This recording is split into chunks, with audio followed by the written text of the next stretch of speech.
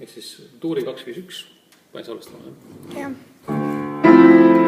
Moll 9, dominant 13 ja mai 9. Nüüd paremas käes on sul võimalik mängida neid akorde siis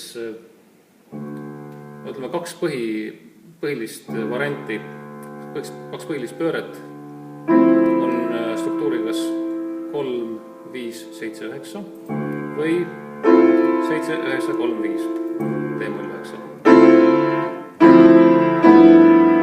Siit ma liigun dominant 13, see on 7, 9, 3 ja mitte enam 5, vaid 6 ja 3, 5, 7, 9.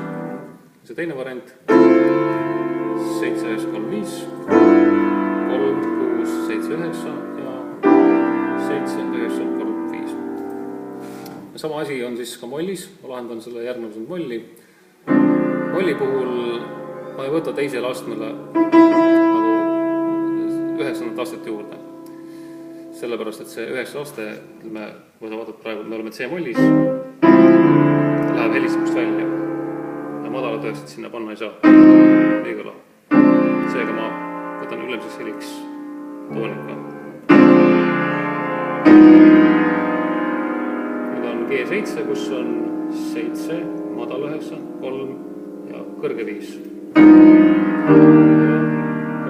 5, 7, 9. See oli esimene variant. Teine variant 7, 1, 3, 5 3, kõrge 5, 7, madal 9 ja 7, 9, 3, 5.